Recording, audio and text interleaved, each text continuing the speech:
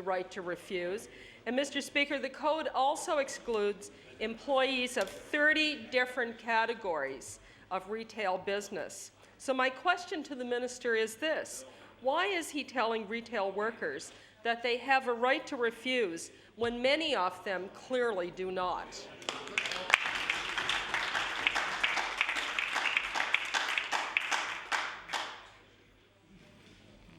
There were two bills introduced to the House regarding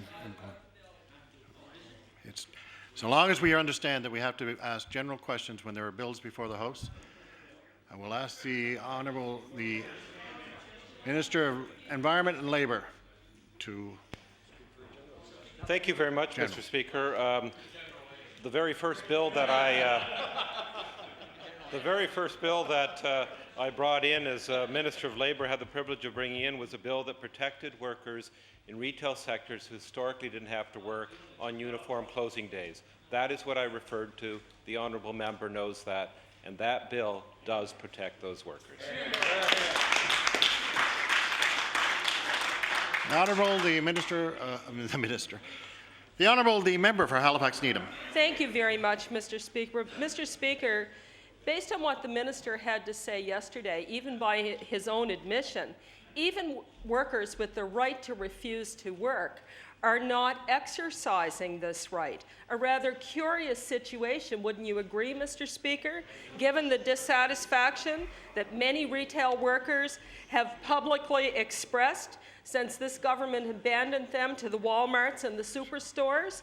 So, Mr. Speaker, my question to the minister is this: what steps has he taken to ensure that workers who refuse to work a holiday are protected in more ways than just on paper? The Honourable the Minister of Environment and Labour. Thank you very much, Mr. Speaker, and I'm glad for the question because it gives me an opportunity, as I stated yesterday, to urge workers who are covered by this bill to exercise their rights. We have contacted companies. We have sent notices out, Mr. Speaker. We have put notices in the paper, Mr. Speaker. When we released the bill, we gave public notice. And I would call upon all MLAs in this House with their constituents, please let them know that if they're in one of the sectors where they didn't have to work in the retail sector, let them know to exercise their right. Speak to me. I will stand up for them, Mr. Speaker.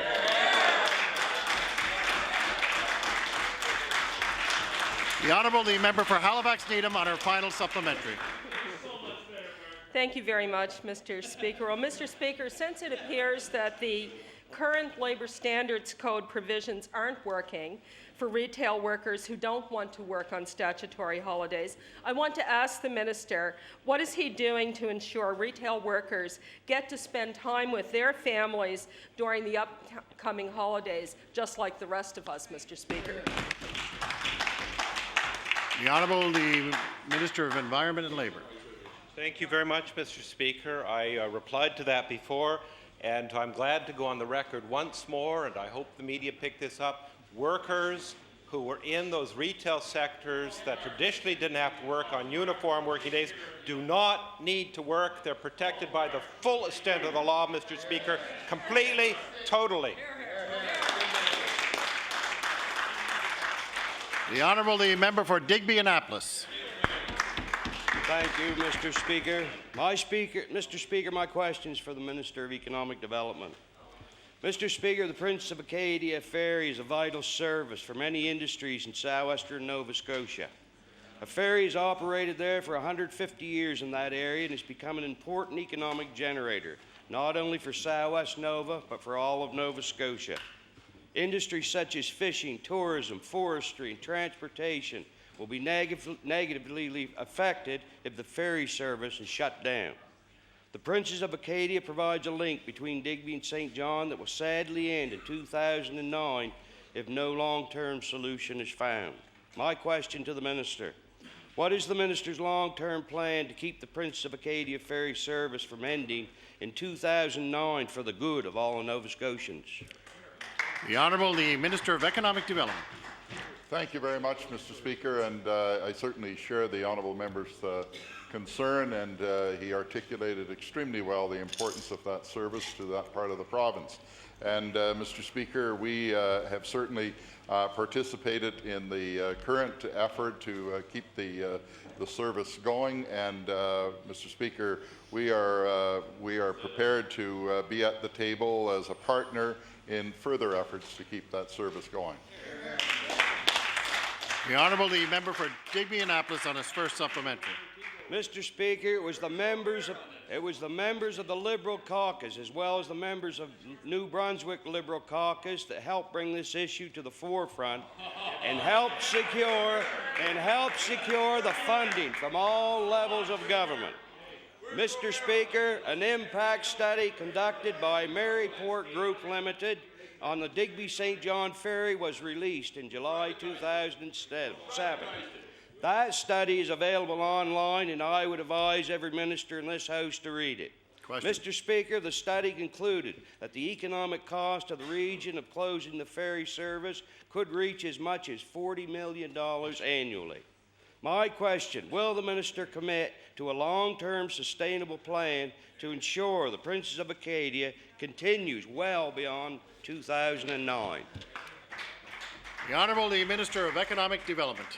Thank you, Mr. Speaker, and I'm really pleased that the honourable member made reference to the Liberal members of the New Brunswick legislature that assisted in his efforts. According to him, we enjoyed support from both sides of the Bay of Fundy in the effort that was made to keep the ferry service going, and I would urge the honourable member to continue to push Liberal MLAs in New Brunswick to assist in the future development, because to date, Mr. Speaker, we're getting no response from that part of the Bay. The Honourable the member for Digby Annapolis on his final supplementary. A call this afternoon, Mr. Speaker. Mr. Speaker, my next question is to the Minister of Tourism. Mr. Speaker, this government claims to care about the tourist industry of this province. The people of Southwest Nova Scotia are looking for real leadership, not Band-Aid solutions. Mr. Speaker, the loss of the Prince of Acadia will have a negative economic impact on the region and for the whole province. A $40 million annual loss is no laughing matter. Many bed and breakfasts and small tourist operators have specifically opened their doors because this ferry service is there. My question to the Minister of Tourism: will the Minister of Tourism put this ferry at the top of the tourist list in his office and see if he can lobby the federal and provincial government to keep this ferry going? The Honourable the Minister of Tourism. Well, thank you, Mr. Speaker, and I'd like to thank the member for the question. Mr. Speaker, the member claimed that he lobbied this government in support of the ferry to continue its operation. Mr. Speaker, I'm pleased to stand here today and to say that the government did assist the ferry in operation. Over $2 million in assistance, matter of fact, and that does tell the member across the way that we are concerned in the ongoing operations that both support passengers and commercial activity in Digby. Mr. Speaker, I am promoting tourism in Nova Scotia, and I will continue to support the Minister of Economic Development in discussions with the other provinces and other industry to continue the support that we've demonstrated to Nova Scotians. Thank you, Mr. Speaker. The Honourable the member for Waverley, Fall River, Beaverbank.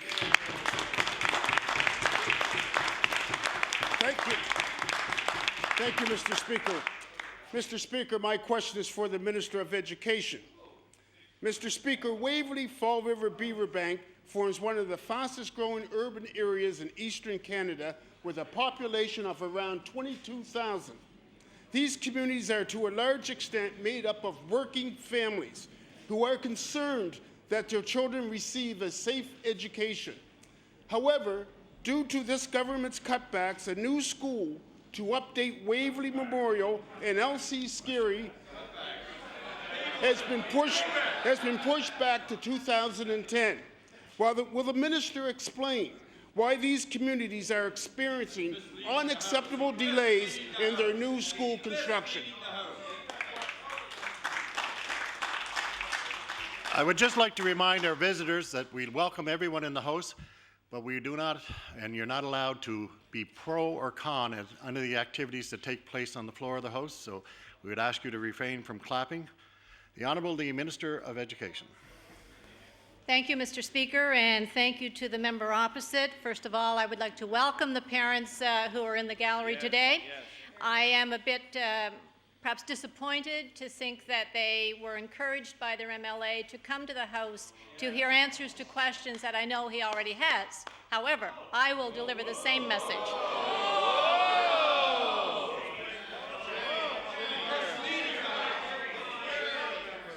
Order.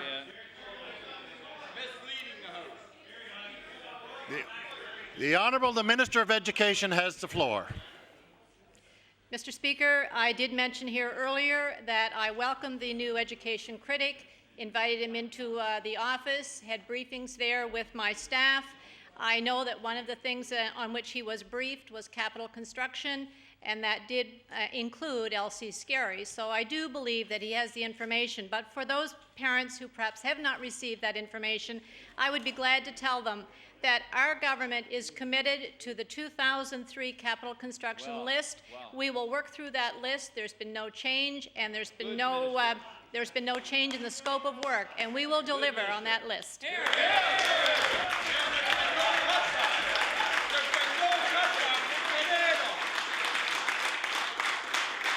The Honourable the member for Waverley Fall River Beaverbank. Thank you, Mr. Speaker. I want to remind everybody in the House that this is the people's house and you are most welcome to come.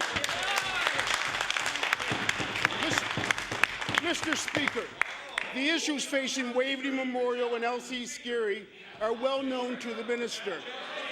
Order. Order. It's the Honourable the member for Waverley Beaverbank Fall River.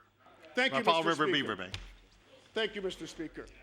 Mr. Speaker, the issues facing Waverley Memorial and L.C. Scarry are well known to the Minister, but I will list them again.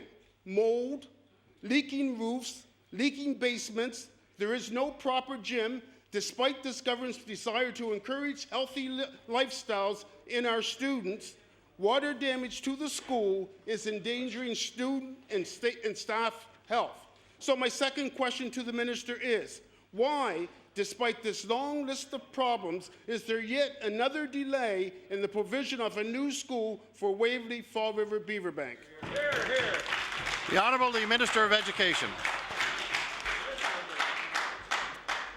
Mr. Speaker, and to the member opposite and to the parents in the gallery for their information, the department is well aware of the conditions in L.C. Scarry Waverley schools. That's why it is on the capital construction list, along with 57 other communities that will receive new or upgraded facilities as a result of this government's $400 million commitment. The Honourable the member for Waverley Fall River Beaverbank on his final supplementary. Thank you, Mr. Speaker. Mr. Speaker, the department has promised this new school on a number of occasions over the years, but always that support has been delayed and delayed again. The parents of these communities are tired of waiting for this new school. So my final question to the Minister is, when will the Minister stand up to the commitment made by her government and ensure that the new school will be open in 2009? The Honourable the Minister of Education. Mr. Speaker, I will repeat that this government maintains its commitment to complete the schools that were announced in 2003. I will also suggest to the members of this House that we will live within the financial means of this province. We will maintain our commitment, and I would suggest that if we have to do some reallocations within our budget, that we do have a school in Glace Bay that we may want to talk about. Thank you very much.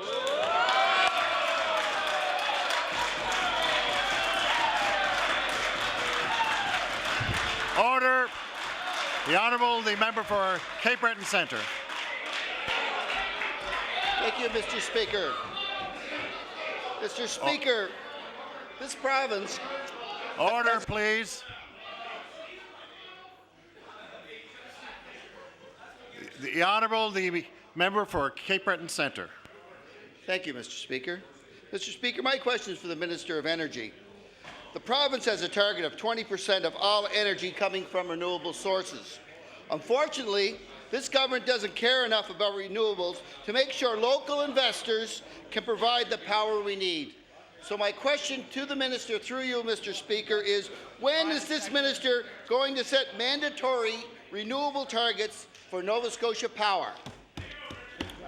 Yeah, Honourable the Minister of Energy. Mr. Speaker, I'm so glad I have time today to respond to the member's question. Mr. Speaker, the member and all members in this House know the aggressive goals that this government has set and targets. And Mr. Speaker, we will achieve those targets.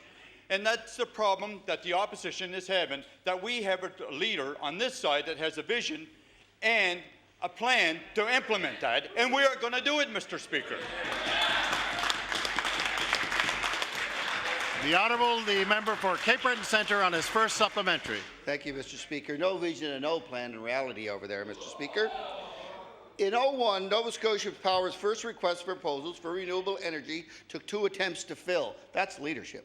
In 2004, the wind energy company Sona cancelled a 30-megawatt project in Amherst because the price they were getting wouldn't cover the cost of their building, Mr. Speaker. That 30-megawatt power plant never got built. That's leadership and vision. Some environmental groups are predicting that the current RFP will only be half filled.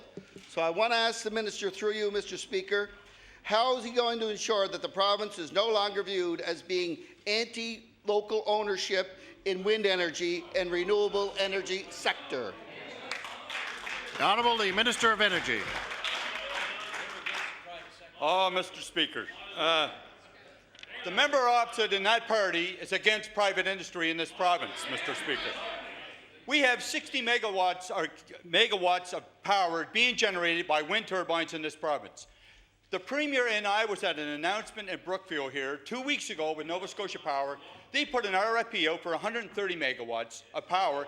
They've increased that to 240 megawatts of power being produced by private industry in this province, Mr. Speaker. That's the goal that this government's doing, and we will achieve it working with the partners.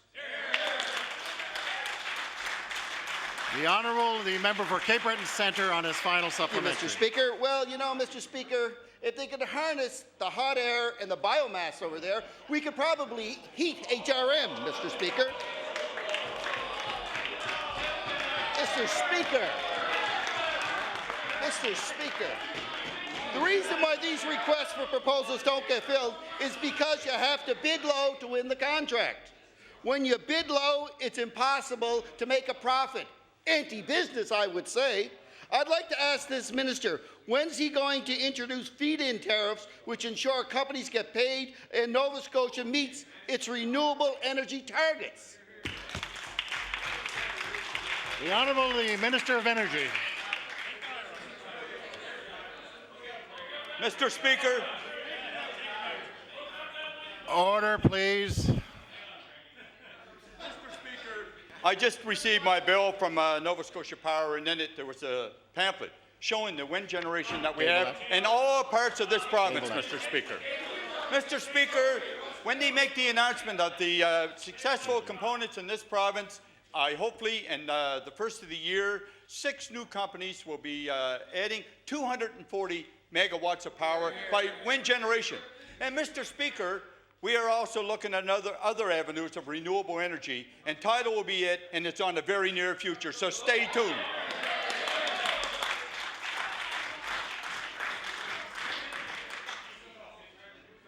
The Honourable the Member for Richmond. Well, thank you very much. Mr. Speaker, Route 4 is the oldest part of Nova Scotia's highway system, and in many sections the most neglected. Speaker, the highway from the St. Peter's Canal to Sydney is in deplorable condition. While this remains one of the most scenic routes in our province, it is mostly avoided due to its dangerous state. Route 4 is the major link between the Strait area and the Cape Breton Regional Municipality. It plays an important role in the economic and tourism development of Cape Breton Island. And my question is, will the Premier table in this House his government's plan to upgrade Route 4 from the St. Peter's Canal to Sydney? The Honourable the Premier. Mr. Speaker, I'll refer that to the Minister of Transportation to update my honourable colleague on much of the work that has been done and the work that we plan to do in the future. The Honourable the Minister of Transportation and Infrastructure Renewal. Thank you, Mr. Speaker. I'd like to thank the honourable member for a very important question and a very important issue, I know, to the island of Cape Breton. Trunk 4 is a tremendous opportunity for us, Mr. Speaker, in regards to advancing work we believe we'll be able to partner with the federal government in regards to new infrastructure money that's been made available. We've done tremendous work in the past number of years, Mr. Speaker, on Trunk 4, and we will continue to provide additional money to that highway over the next number of years. The Honourable the Member for Richmond on his first supplementary. Mr. Speaker, what we're all wondering is what does the next couple of years mean? Mr. Speaker, the Liberal caucus has raised concerns over the state of Route 4 for the last number of years. Yesterday, the Sydney and Area Chamber of Commerce, the Strait Chamber of Commerce, business and municipal leaders met to discuss concerns over the state of Route 4. Owen Fitzgerald, the president of the Sydney and Area Chamber of Commerce, said that the current condition of the highway threatens travellers' safety and the island's economy. They have called on the government to complete upgrades to Highway 4 by the year 2012. So my question is, will the Premier commit to honour the demands by the local chambers of commerce and municipal leaders to upgrade Route 4 in its entirety by the year 2012? The Honourable the Premier. Mr. Speaker, this government, Mr. Speaker, has done more for the highway system in this province than any other previous government before, Mr. Speaker. Every single penny that we collect in fuel tax goes back into our highways, Mr. Speaker. Over 1,000 kilometres over the last 2 seasons, Mr. Speaker. While that group over there, Mr. Speaker, wants to cut gas tax, 280 kilometres of paving would be lost to the people of Cape Breton Islands, to the people of St. Peter's, Richmond County, through to Sydney, Mr. Speaker. That's what that group over there wants to do, Mr. Speaker. Our team on this side, Mr. Speaker, will make sure the highways are going to modernize across.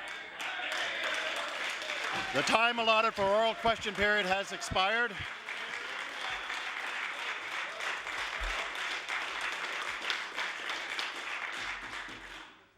The Honourable the Premier on an introduction. Mr. Speaker, if I might, I'd like to welcome to the East Gallery actually one of my siblings, my older and more wiser sister. I'm sure everybody would agree in this chamber. My older and wiser sister, Karen McLean. I'd like to welcome her to the chamber today to be with us.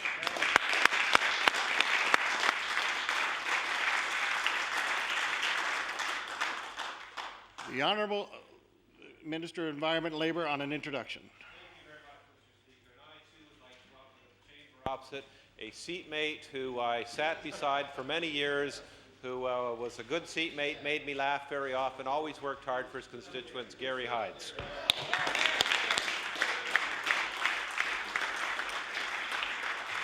The Honourable the Government House Leader. Yes, thank you very much, Mr. Speaker. Will you please call the order of government business, private members, public bills for second reading? Private members, public bills for second reading. Yes, Mr. Speaker, will you please call Bill number 6, Smoke-Free Places Act? Bill number 6, Smoke-Free Places Act. The Honourable the Member for Glace Bay. Thank you, Mr. Speaker. Mr. Speaker, it's a pleasure to stand, but before I begin with your consent, please, I'd like to do a short introduction of some please do. Visitors that we have in the gallery today.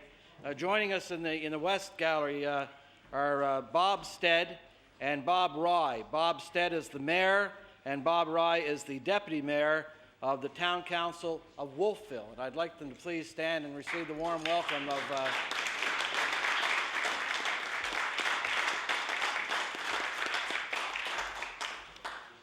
Mr. Speaker, the reason why it's important to introduce those two gentlemen right now is that sometimes you have to stand up and admit that a good idea was not actually your own, that you actually got it from somewhere else. And in this case, I am actually admitting that I got this great idea from somewhere else, and that was the Town Council, the Mayor and Town Council of Wolfville, Nova Scotia, where exactly, Mr. I want to give them full credit, Mr. Speaker, that indeed they were the first municipality in this province, and indeed across the country. They've received national recognition as a town council that is progressive in its way of thinking and in doing things. And indeed, with this with what they have done to date, and hopefully with what we will achieve in this legislature when hopefully we will pass this bill. We will become known throughout this country, Mr. Speaker, for doing the right thing. And just to point out how important it is for us to move on this as quickly as possible, there's a story that's in the Canadian press today from the province of Ontario, where under some growing pressure, Ontario wants to become the first province to ban smoking in cars with young passengers in the cars. And I want to make sure that we beat Ontario. I want to make sure that we become the first province in Canada to do that, Mr. Speaker. And this has been done in jurisdictions in the United States and Australia. And again, we've banned smoking in cars where children are present. There's a private member's bill on the table in British Columbia from a politician there. I mentioned Ontario has legislation there as well, Mr. Speaker, and it's just a matter of common sense that this be done because, Mr. Speaker, one of the good lines that I read in this Canadian press story today was from an advocate for this kind of legislation who said that it's time when people buckled up, they butt out at the same time.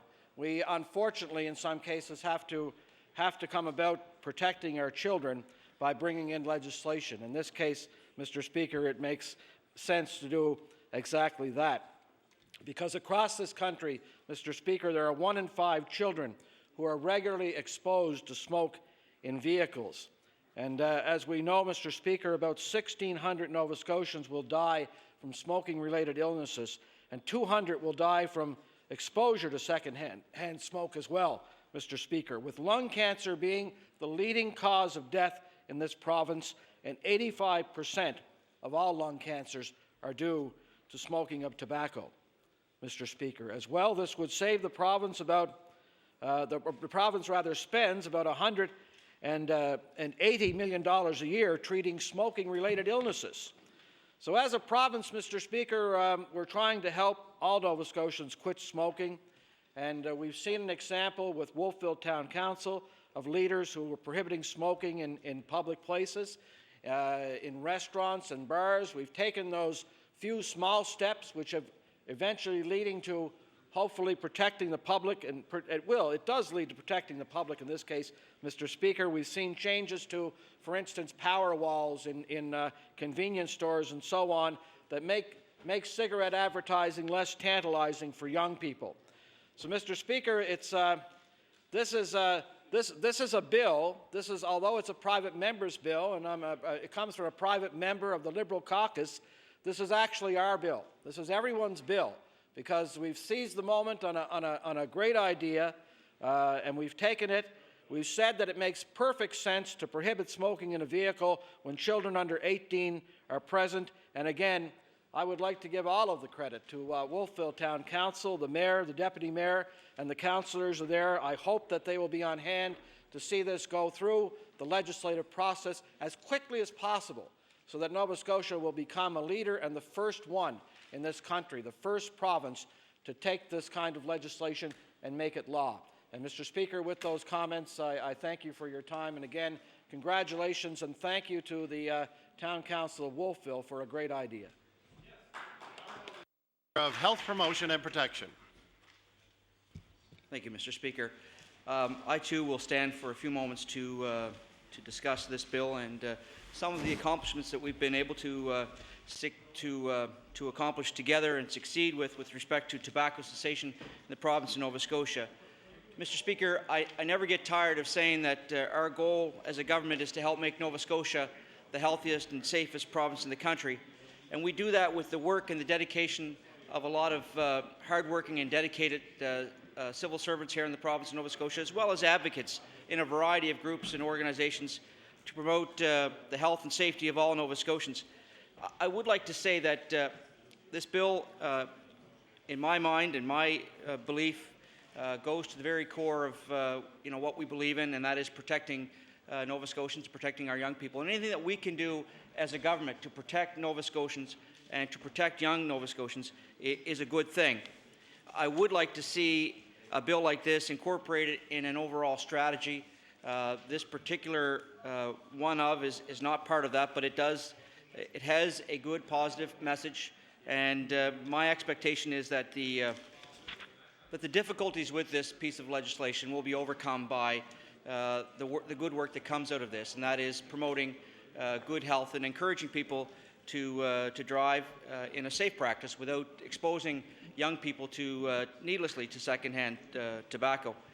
The time that I'd like to take in this House, Mr. Speaker, is to talk about some of the accomplishments that we've been able to achieve together, working with all three parties, working with citizens of Nova Scotia, working with our healthcare professionals, and working with the staff of Health Promotion and Protection and other departments to ensure that we do what is necessary to protect all Nova Scotians.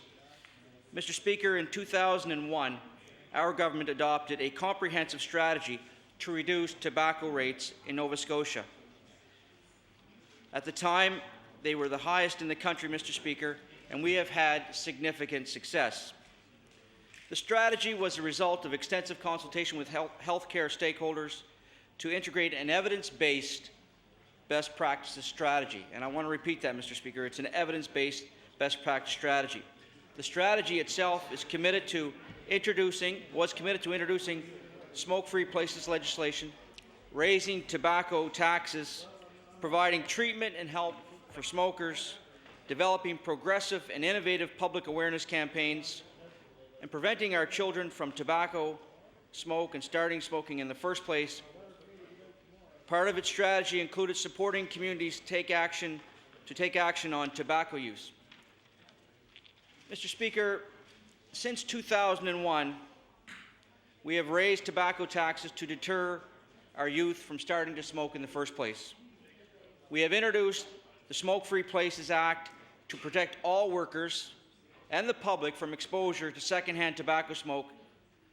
The Smoke-Free Places Act, Mr. Speaker, is the strongest provincial protection against exposure to secondhand tobacco smoke in this country.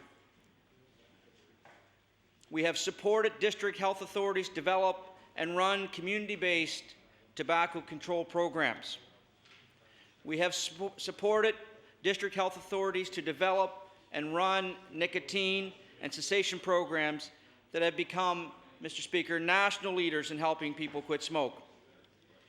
And we have supported district health authorities in providing nicotine replacement therapies such as the patch and free gum free of charge when enrolled in a treatment program. Mr. Speaker, Nova Scotia is one of a very few number of provinces that provides this type of service. Earlier in the session, a bill was introduced that will provide for tax relief for people who purchase nicotine replacement therapy. Mr. Speaker, our government has gone one major step beyond that, and we've actually provided it free for those who enroll in a program. Mr. Speaker, we've developed award-winning media and public awareness campaigns to portray tobacco as not the glamorous lifestyle of the Marlboro Man. And many of us have seen the public awareness in the media that we have developed and used here in the province of Nova Scotia. As I indicated, it's award-winning. Mr. Speaker, less and less children are able to access tobacco. Our efforts have resulted in more tobacco vendors complying with restrictions on selling tobacco to minors. And Mr. Speaker, we have recently changed the Tobacco Access Act to ensure the tobacco industry can no longer use point of sale as a place to promote and advertise tobacco to our children and to former smokers and smokers wishing to quit, Mr. Speaker.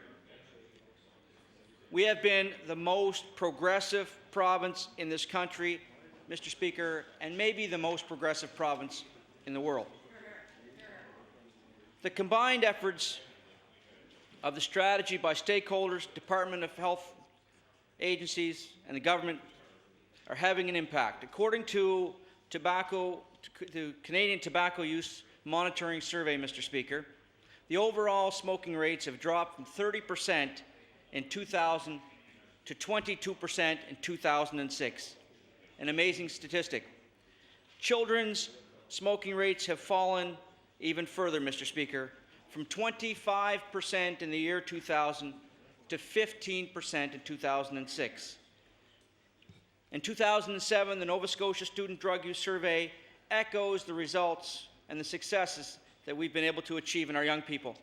Mr. Speaker, I'd like to point out to the members opposite and to all Nova Scotians that in 1998, students in the drug use survey indicated that 36% of them were smokers. An astounding figure, Mr. Speaker. In 2002, that number reduced to 24%. And now, in that same survey, we see just 16% in the 2007 results. And Mr. Speaker, I think the numbers speak for themselves. As we have increased public protection against tobacco exposure to tobacco smoke, children's exposure to secondhand smoke in homes has also decreased. In the year 2000, 30% of our children were exposed to secondhand smoke in the home. In 2006, the statistics are fewer than 14%, Mr. Speaker. These are very good numbers. However, we have much more work to do. We recognize that tobacco use rates have stabilized at a certain level. From 2003 to 2006, smoking rates have hovered around 20 to 22%.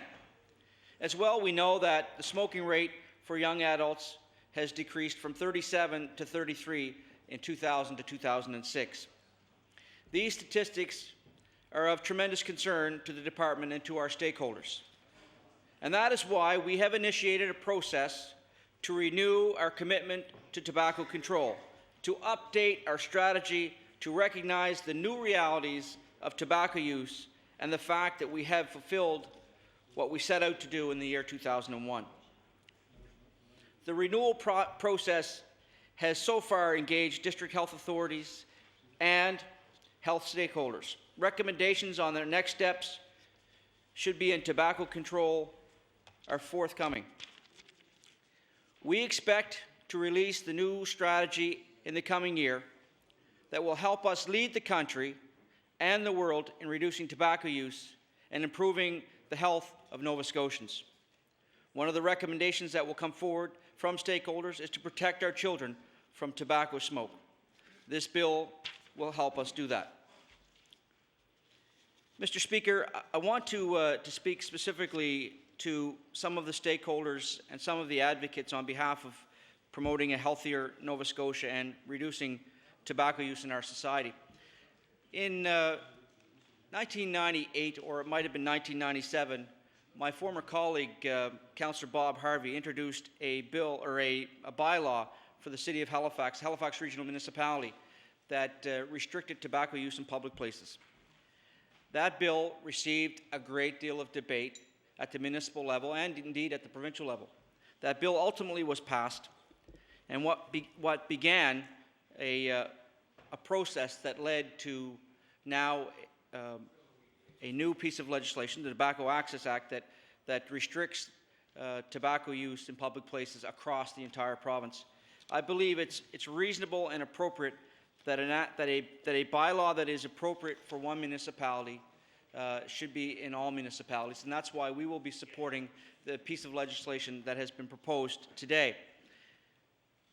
The concerns raised in Halifax Regional Municipality, and indeed in the town of Wolfville years back when we had restrictions in one municipality and not in another, were legitimate. They were overcome by provincial legislation, and that's why I believe it's appropriate to do the same with this particular piece of legislation. I am always encouraged by the hard work of municipal councillors, including the mayor and the deputy mayor of Wolfville, who have been tireless advocates on behalf of their citizens. I am encouraged by people like Councillor Bob Harvey and others at the Halifax Regional Municipality who've worked so hard to bring forward and to recognize a public health issue. And Mr. Speaker, one more person that I believe deserves a great deal of credit as well, and that is the former Minister of Health and now the Minister of Service, Nova Scotia Municipal Relations, my friend and our colleague from Truro Bible Hill, who brought forward that progressive piece of legislation that enabled us to talk about this very piece of legislation here today, Mr. Speaker. And I think this House owes him a great deal of gratitude and support for being so progressive, Mr. Speaker. At the time, that was the most progressive bill in the country. Other provinces have moved to catch up to us. They still haven't reached us. And Mr. Speaker, as time has progressed since 2001, when we introduced that act and brought that to the province of Nova Scotia, we have amended the act, made it even stronger. We've made steps around reducing the ability for the tobacco companies to market directly to our children through our point of sale amendments to the legislation. Mr. Speaker, these are things that I am extremely proud of. And when I walk into a convenience store or a gas station or another place where tobacco products were sold, and I see that behind the counter where once stood a marketing opportunity for tobacco companies is now a blank space, I look at that as a success for this province, Mr. Speaker. I do want to congratulate the town of Wolfville on November 19th for passing their bylaw. I do commend every councillor because I understand that it was a unanimous decision of council. Wolfville is the first jurisdiction in this country to adopt such restrictive measures in vehicles, Mr. Speaker. However, I would like to point out that smoking in private vehicles is currently banned in Arkansas, Louisiana, Puerto Rico, California, and a number of municipalities in the United States. We can take from their examples and improve our laws here in the province of Nova Scotia. I don't mind doing that, Mr. Speaker. I think it's the appropriate thing to do. Nova Scotia would be the first province of its kind to adopt this kind of measure. I think it is important that we do protect our young people, Mr. Speaker. I would like to point out, however, that we also currently have in the Smoke-Free Places Act a ban that prohibits smoking in buses. It prohibits smoking in taxis, limousines, and other vehicles used in the course of employment, Mr. Speaker. I'd also like to point out that children exposed to secondhand tobacco smoke show greater likelihood of lower respiratory infections, sudden infant death syndrome, ear infections, and severity of asthma symptoms, Mr. Speaker. I know that other members want to speak about this, this piece of legislation. I remember and I recall very clearly sitting in my seat in this House in 2001 as the debate on the original Tobacco Access Act was debated in this House. And members opposite will remember that it was a piece of legislation that I believed was appropriate for Nova Scotia, but could have gone a little further. And I did propose an amendment at the time. Unfortunately, it was never voted on. But I would like to say that the wisdom and the strength and the commitment of my colleagues saw that that amendment be put in place, and that today we now have a piece of legislation that all members can be proud of. But Mr. Speaker, I want to close here by saying that what I'm most proud of, Mr. Speaker, are the people who have expressed to me over time the support of our government as a result of moving forward with tobacco access control. I've had a number of constituents and friends and strangers who have come up to me and who have expressed how grateful they were for the legislation that we put in place. I've had people, Mr. Speaker, who were lifelong smokers, who quit smoking, who now endorse fully the work of this government, Mr. Speaker. And I only began to realize the true impact of the work that we did here in Nova Scotia in 2001 and beyond, Mr. Speaker, just this year.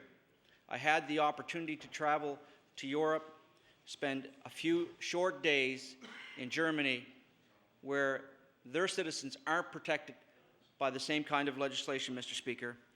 And during my time there, I noticed so clearly the difference that existed in the public places where smoking was permitted.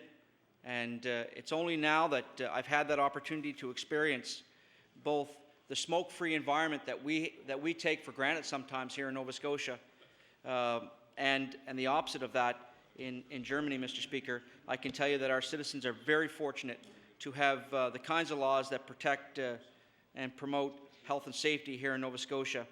I can tell you, Mr. Speaker, that there is still more work to be done, that the approach that we've taken has proven successful and will continue to achieve more success, but there are still people who smoke. It still causes a great deal of concern for for their families. It still causes and costs our healthcare system millions and millions of dollars, Mr. Speaker. Causes a great deal of grief for those individuals at some point in time.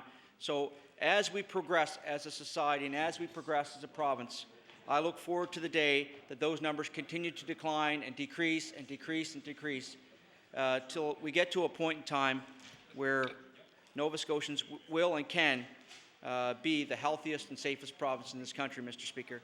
So with those few short words, I would like to lend my support to this piece of legislation. However, I do understand it does have some limitations. There are some concerns around enforcement, Mr. Speaker. It will not be an easy piece of legislation to enforce, but I think the value in this legislation is simply the fact that we are standing up and we are talking about a very important public health issue, and that is access to tobacco for young people and exposure to secondhand smoke, Mr. Speaker. So with those few words, I will say that we on the government side support this. We understand its limitations.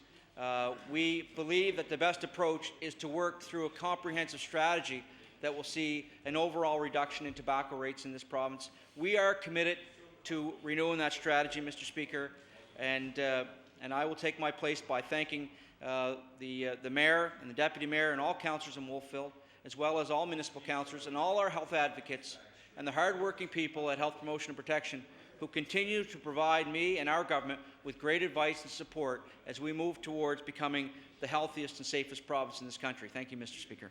Thank you. The Honourable Minister, the member for Dartmouth East. Thank you, Mr. Speaker. I'm happy to stand here this afternoon and talk about Bill 6, an act to amend Chapter 12 of the Acts of 2002, the Smoke-Free Places Act. Sadly, a part of this job as in opposition is we get to criticize, and oftentimes we have to point out the negative parts of issues that come forward in this House. So I will have to point out some of the downfalls of what's happening with this bill.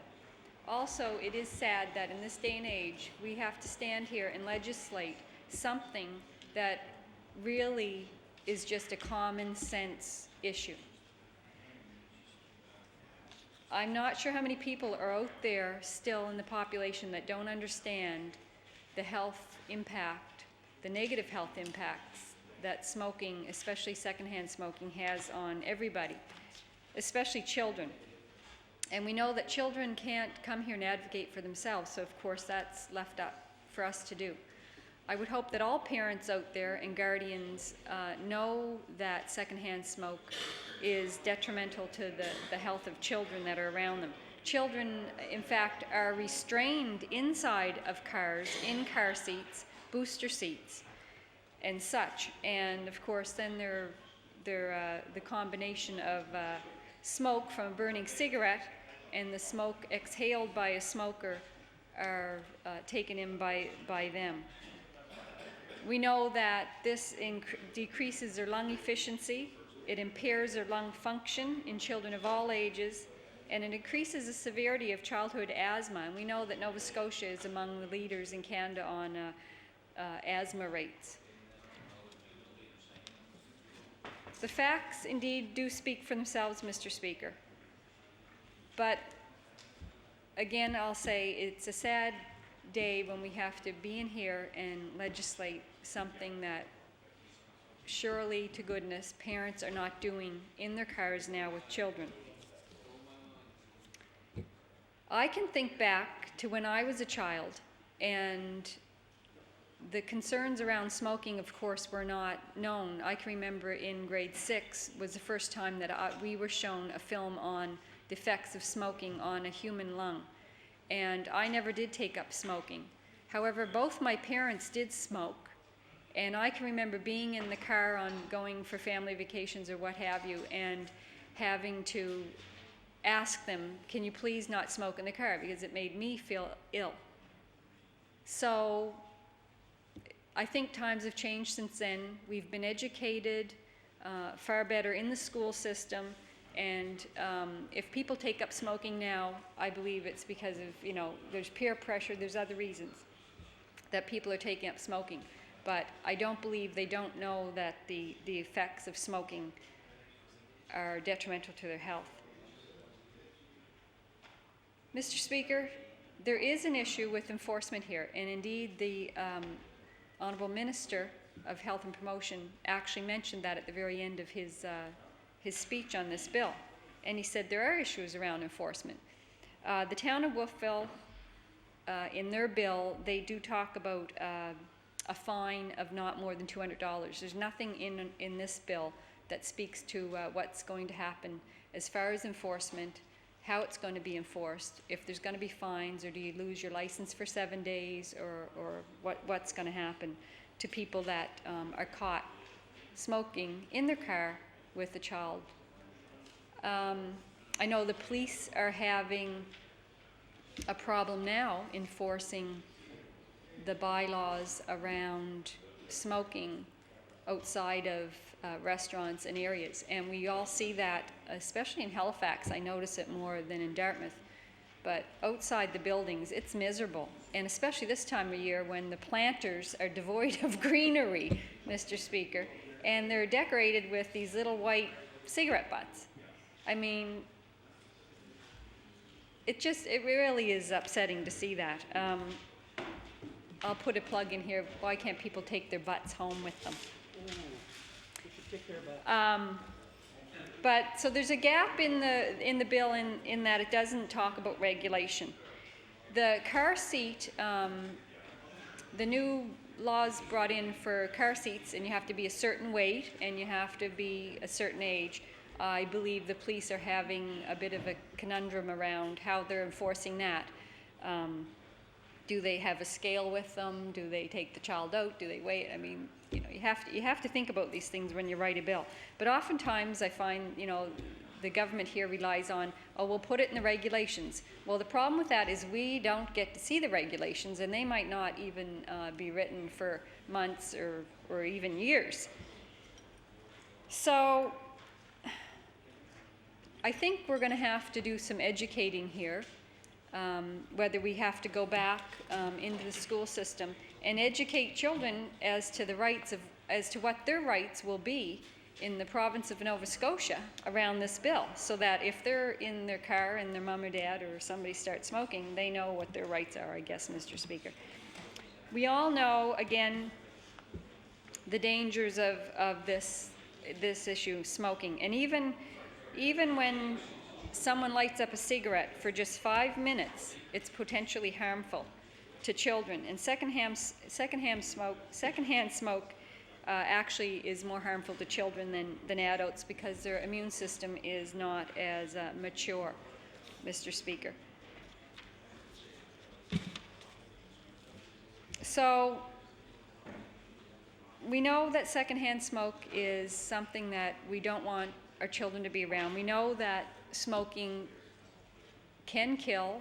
A lot of times it does kill. It can lead to problems that will lead to issues of heart disease, Mr. Speaker, and so on and so forth. Mr. Speaker, again, I'm going to say, you know, why are we in here talking about something that is just common sense? But if the bill's on the table, I can only hope that if this bill does go through, that it's not just words on a piece of paper, that somehow the government is going to find a way to be able to enforce this, to educate people about this bill, and those are, I guess, my hopes and wishes. And with that, Mr. Speaker, I will take my place. Thank you.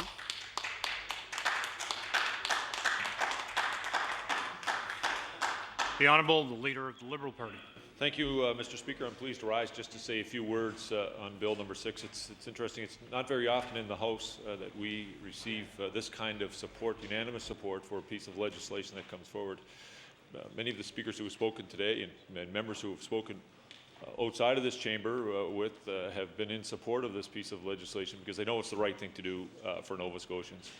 It was interesting. We have spoke, and the Minister of Community Services has brought forward legislation dealing with children at risk, and here we are, still in 2007, allowing people to smoke in confined spaces, which a vehicle is, with our children, the most vulnerable people that we should all be there to protect. And I want to applaud the council in Wolfville for the leadership that they have shown. And I know this vote took place on November 19th, but on the 17th of November, I had the privilege of being at Acadia University to watch a basketball game as my son was celebrating his 16th birthday. And with interest, I listened as the announcer said, "This is a smoke-free place, and that includes your vehicle that's in the parking lot."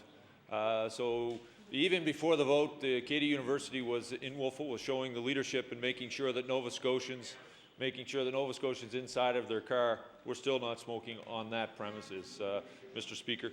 So when we talk about the issues, and there are some concerns, I'm sure, about enforcement of this, but fundamentally, I believe Nova Scotians will respect the law when we put in place around this. And you will see this, as you begin to see around other issues, that seatbelt use, for example, which is at this point reaching record levels of people respecting the law around seatbelt. It's not the issue of enforcement, because Nova Scotians know wearing a seatbelt is the right thing to do. It's like Nova Scotians know smoking in a vehicle is the wrong thing, and they will respect the law and follow the rules of the law of the land here in Nova Scotia. You know, it's been interesting. It was brought up earlier about the fact that presently we can't smoke on a bus and in a car, taxi.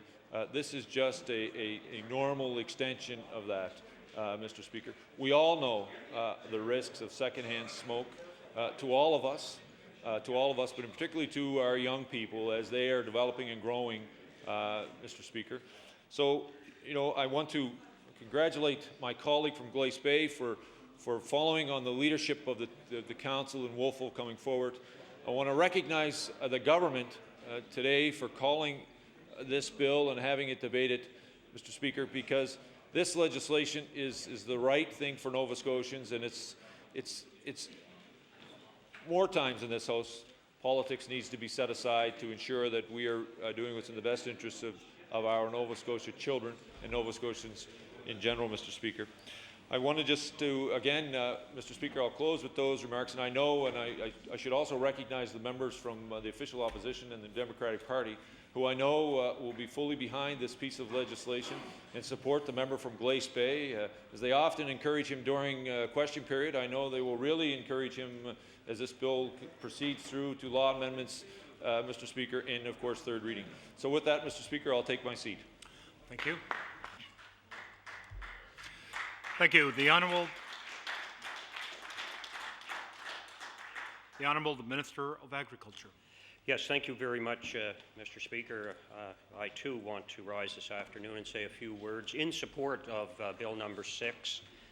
This legislation, of course, is an offshoot of legislation and a bylaw that the town of Wolfville put forward on November 19th. It happens to be my son's birthday, and he was celebrating his 33rd birthday on November 19th. So I do want to commend the Wolfville Town Council for showing the necessary leadership on this legislation. And I also want to thank the Liberal caucus and the member that brought it forward. It is good, sound legislation. And you know, Speaker, this legislation isn't about money.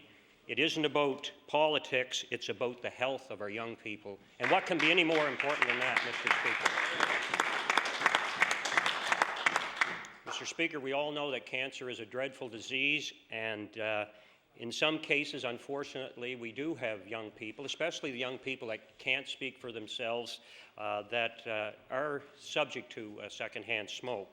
And I, like the leader of the Liberal Party, do believe that Nova Scotians will, in fact, not only recognize this legislation, they will honor it, because what we're doing here is speaking about the safety, again, of our young people and making them more healthy and making Nova Scotia a more healthy place to live. I had occasion over the summer to spend some 7 weeks taking radiation treatments, Mr. Speaker, and I just wanted to say to the House that we all owe a deep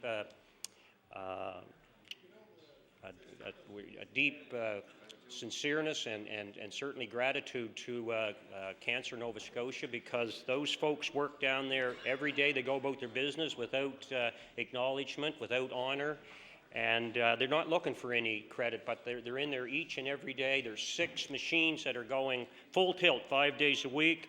There's people in there with throat cancer, there's people in there with lung cancer, breast cancer, prostate cancer, what have you, Mr. Speaker. And the people at Cancer Care Nova Scotia, I certainly extend and tip my hat to those folks. So just do... And again, I know that the MLA for Truro Bible Hill and the Minister of Service Nova Scotia Municipal Relations did bring forward legislation a few years back that was on the leading edge in this country, and I'm not too concerned, I would say, to the Honourable Member for Glace Bay about beating Ontario. I am glad, though, that Ontario is trying to bring in similar legislation. It certainly indicates that the town of Wolfville has struck a chord, a positive chord, with probably provinces right across this country, but I will be pleased to support the legislation that will, in fact, make us a leader as a province. So with those few words, I do want to say that I have nothing but the utmost respect for this piece of legislation and will certainly do my very best to see that it goes through expeditiously. Thank you. Thank you. Thank you. The honourable member for Sackville-Cobequid. Thank you, Mr. Speaker. I too want to rise today to say a few words in support of Bill number 6, and I want to commend the member from Glace Bay for bringing this forward, but most importantly for his opening remarks in stating that this wasn't his idea, that this was spearheaded by the council, the municipality of Wolfville. And I want to congratulate them, the mayor and the deputy mayor, on taking that initiative. As we've seen, and I've heard, Mr. Speaker, that not only the mayor and those involved in the council and the municipality on there have spent a lot of time speaking to radio shows and media throughout the country and maybe even through the U.S. Over this issue, and it's an important issue. Anytime we talk about the well-being of Nova Scotians, but especially our children, Mr. Speaker, I think people take note of that and want to learn a little bit more about what this issue is and what this piece of legislation will entail, Mr. Speaker, and what the demand will be and the law will be in this province if it is successful in the process going through this House and becoming law in this province, Mr. Speaker. And, I do want to say a few words on this piece of legislation. I know it's very short in the explanation and it lacks a bit on the enforcement and the requirement of a fine or penalty. But I think that's not the most important thing, Mr. Speaker. I think the most important thing with a piece of legislation like this is what the effect will have when it becomes law. The education of Nova Scotians and of our youth. As said previously, Mr. Speaker, the youth in this province can change many things.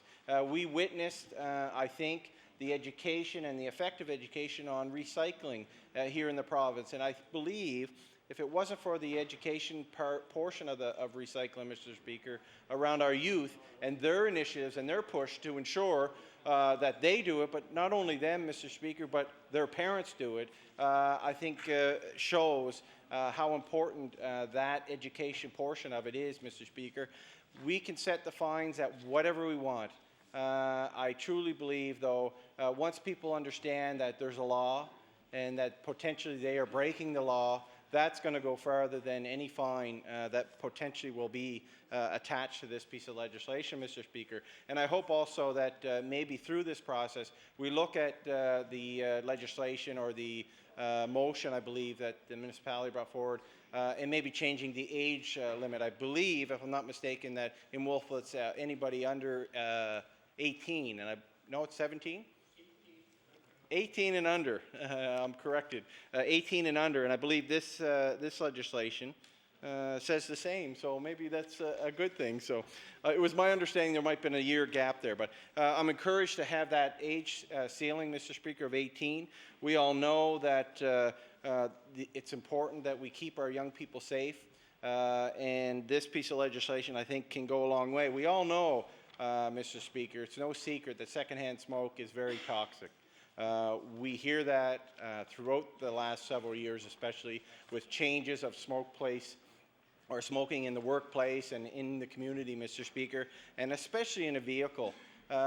One of the groups that have definitely been spearheading this issue, Mr. Speaker, is the Canadian Cancer Society. I know that they've probably promoted and supported and given a lot of the documentation, not only to probably Wolfville, but to any other individual, especially MLAs, on why it's so important to address this issue. And, you know, within that information, Mr. Speaker, they tell us, and it's well documented, that, you know, smoking or secondhand smoke within a vehicle is 23 times more toxic than it is in a home, Mr. Speaker. And that's why I think we really need to target smoking within vehicles, Mr. Speaker, even if, and there's always criticism, even if the windows are down or there's a sunroof open, Mr. Speaker. It's so important because it's such a confined space, Mr. Speaker, that our children are vulnerable when an individual smokes, Mr. Speaker. And as my colleague stated earlier, it's a strange thing that we have to stand here in the legislature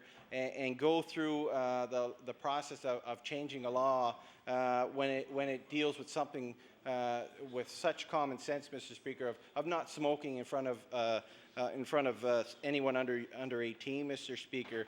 It's so important that we also recognize some of the questions around this piece of legislation, and especially the question around, is this an invasion on smokers' rights, Mr. Speaker? We've heard about that throughout the last several years when we've changed our laws in the province about what rights do smokers really have. But I think it's important that we recognize a person's right to smoke in a car should end, Mr. Speaker, when they endanger the lives of children, Mr. Speaker, those vulnerable kids that might be in that vehicle. They cannot change their environment, Mr. Speaker. They can't walk out of the room. They can't go outside the building, Mr. Speaker. And I think that's why this piece of legislation has come forward, and you know, we need to address that. The other thing is that the question may be asked, Mr. Speaker, on how can a law like this be enforced? And as I said before, Mr. Speaker, many jurisdictions have started to look at this. We know down in the U.S. there's many states that have changed the law. Just in the recent months in the last year, Mr. Speaker, we have California, Kansas, Louisiana, and there's a few municipalities within the U.S. who have come forward, like Wolfville, Mr. Speaker, to ban smoking in vehicles. We have Bangor, Maine, have done that, Keyport, New Jersey, and we also have Puerto Rico and some Australian states, South Australia and Tasmania, Mr. Speaker, just a few of those who have come forward. And the stats are saying that it is enforceable, that in the states, the municipalities and the states that have changed the law have been successful in implementing the enforcement of this law. But as I said earlier, Mr. Speaker, I think the most important thing is the message that Nova Scotia will send, this legislature will send, when creating a law like this. The message will be that it's not right, it's wrong, and if you do it, you'll break the law. And whatever the fines will be, I'm sure we'll look at down the road on that aspect of it, Mr. Speaker.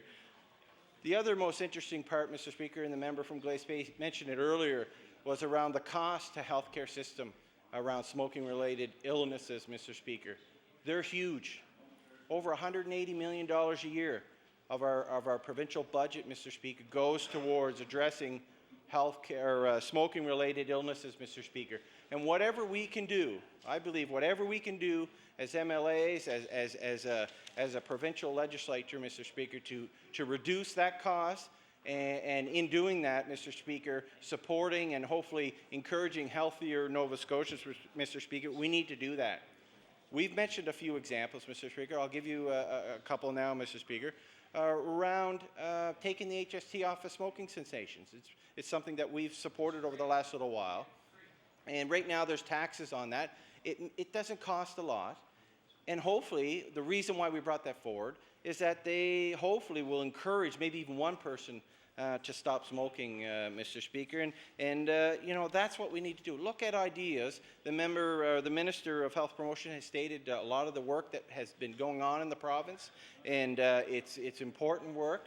And I commend the province and other MLAs here who have supported the initiatives of health promotions around the smoking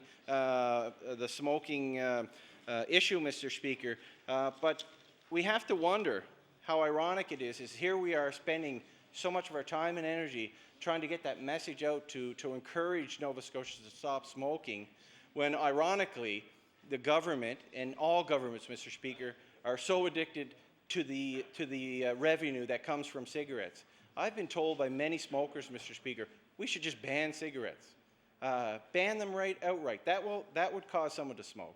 I mean, if we took that serious stance, then we wouldn't have to worry about it. But we know realistically the money that comes from that, it would probably be nearly impossible to do that because of so many jurisdictions that benefit from the sale of tobacco, Mr. Speaker. So we know that we couldn't do that. There'd be such a huge underground market if Nova Scotia was the only one to do that. You'd just go across the border and stuff. But that's some of the comments I receive from smokers. Smokers know, and usually most of them want to stop, Mr. Speaker. It's an addiction. It's hard for them to stop, and they realize that they're putting themselves at risk. And I think smokers will embrace this legislation, Mr. Speaker. I truly do. I think they'll recognize that it's important and that it's just another step, and hopefully encourage them to stop smoking, Mr. Speaker. If they can't smoke at the workplace, they can't smoke in their car coming home if they have kids, maybe it'll sink in a little more that they really need to kick that habit and finally give up smoking, Mr. Speaker. So with those few comments, Mr. Speaker, I support the idea of this piece of legislation. I commend the member for bringing it forward, and I also support and commend the town of Wolfville for really putting Nova Scotia on the map when it comes to protecting our youth. So with those, Mr. Speaker, I'll take my seat, and I encourage and can't wait to the government supports this piece of legislation to get it through, Mr. Speaker. Thanks. Thank you. I'll recognize the Honourable Minister of Health Promotion and Protection on an introduction. May, Mr. Speaker, today visiting us in the West Gallery from the Nova Scotia Heart and Stroke Foundation is Alan McAvoy, and along with Alan is Sharon McIntosh from Smoke Free Nova Scotia. And if I'd ask them to rise and receive the warm welcome of the House, Mr. Speaker.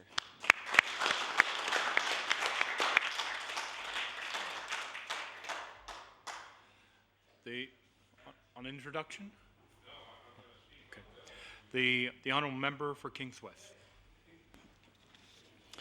Thank you very much, Mr. Speaker, and I'm certainly pleased today to spend a few moments talking about the bill that's on the floor of the legislature. Having been at second reading at Wolfville Town Council, it was very enlightening to hear the presentations from the councillors, from the mayor and deputy mayor down to the councillors, and also the audience that night, and of course who were well represented on the support side through the Cancer Society, Smoke Free, Kings. So it was really one of the first times to see the work that the council in Wolfville has been doing on this particular issue, and for them this has really been an evolutionary process as they also engaged in getting their community to become to really be in advance of the Smoke Free Places Act and to have as a bylaw in the town. There are 2 or 3 other areas where they've been very progressive.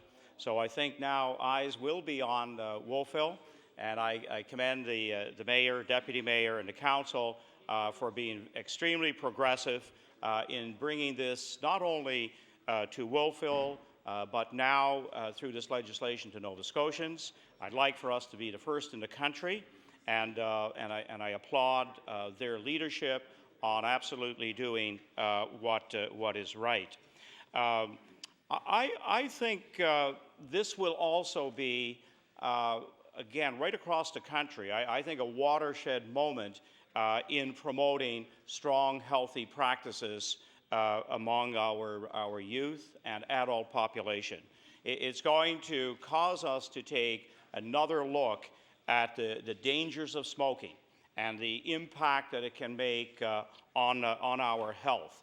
So along with a bylaw and now a provincial law as this moves through the House, I think the educative piece around this bill will also, I believe, help in the downward trend of less Nova Scotians engaged in smoking. So if this is an asset to Cancer Nova Scotia, to Cancer Society, then that will be a tremendous plus.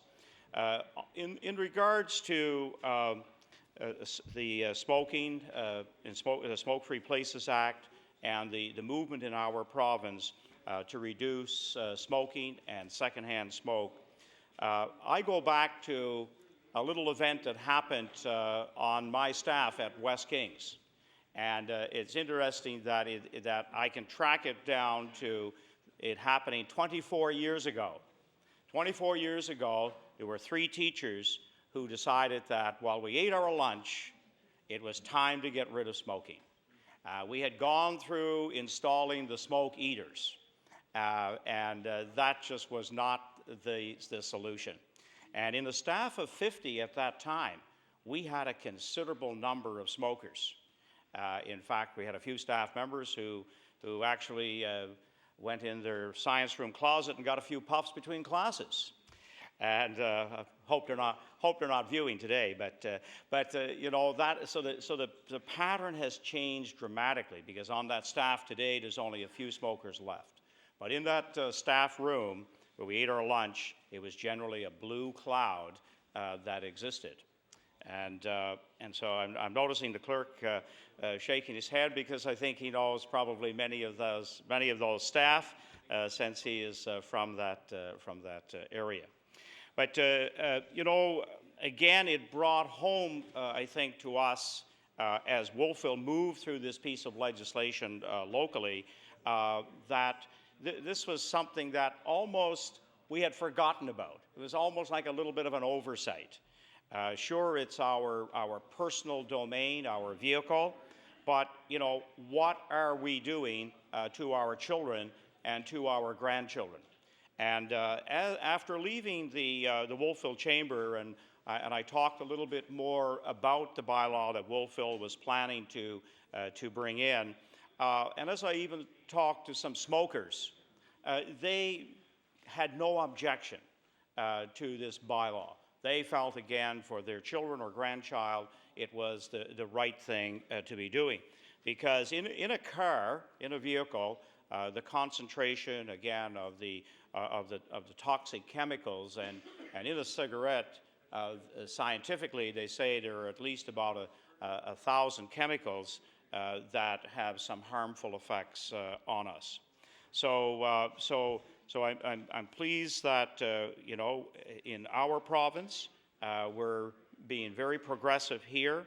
If we take a look, there's one line in particular from the Canadian Cancer Society that really stands out in my mind, and that is childhood exposure to secondhand smoke increases the risk of sudden infant death syndrome, SIDS, chronic ear infections, asthma, and respiratory disease. It is also linked to childhood cancers and brain tumors, and can negatively impact children's behavior, attention, and cognition. So, you know, we're absolutely doing the right thing.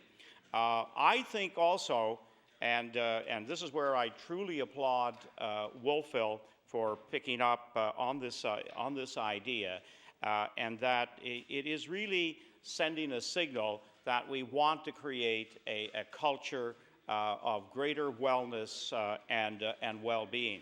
If we take a look at much of the discussion on the floor of the legislature so far this fall, it is interesting to see how many pieces of legislation, how many questions in question period are around health issues.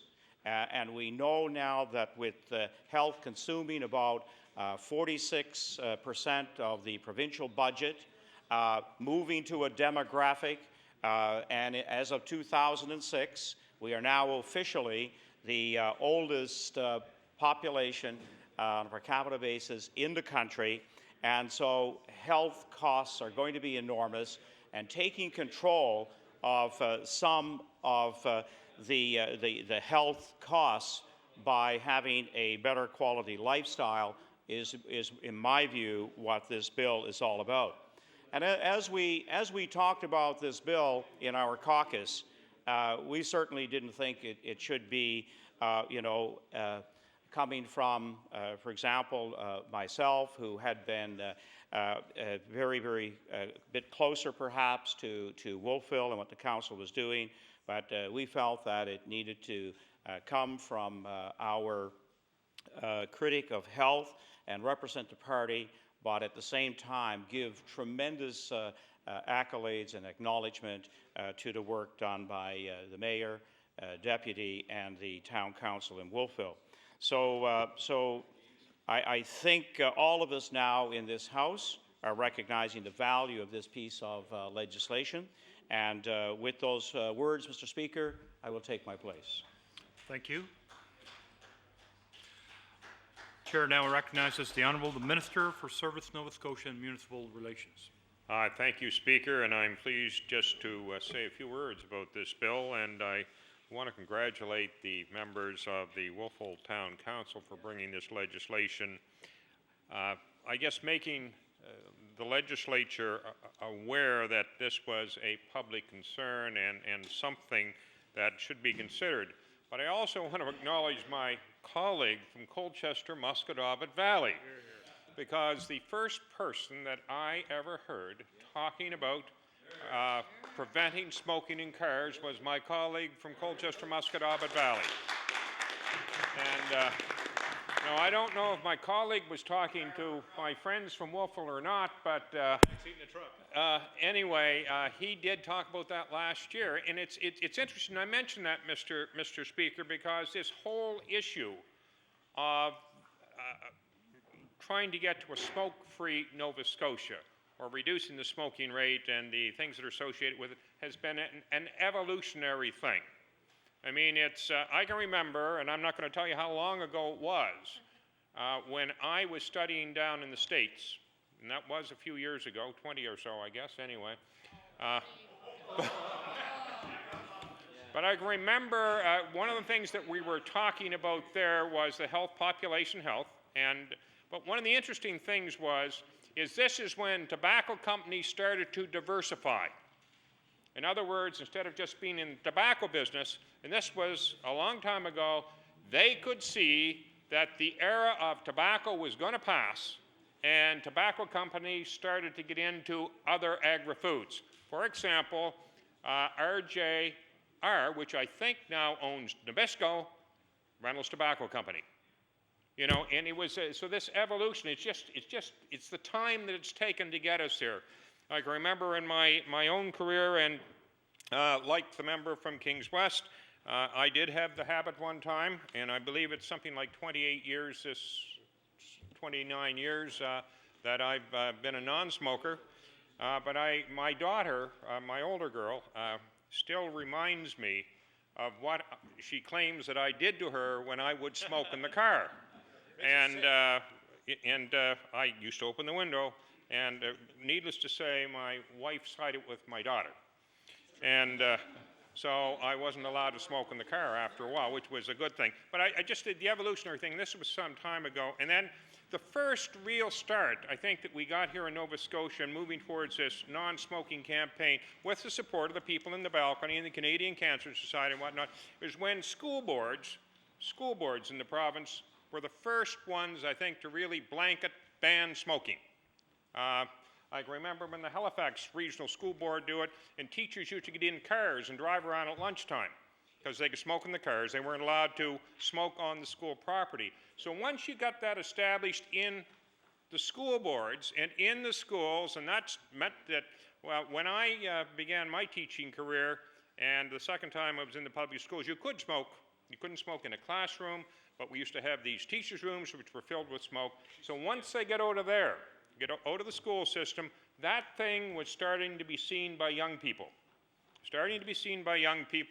And that's the group we're looking for. And, you know, we progressed in society, again, with support of the Heart and Lung Association, Canadian Cancer Society, the Medical Society, or Doctors Nova Scotia, and all of these groups.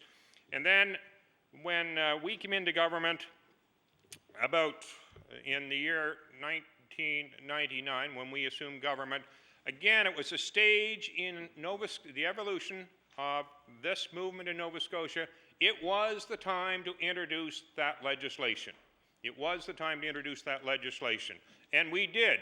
And I want to tell you that we wrestled with that. It was a tough thing. As the Minister of Health Promotion and Protection can tell you, he actually stood by himself one time in one of the additional measures that he wanted to put in, which we felt at that time was not appropriate.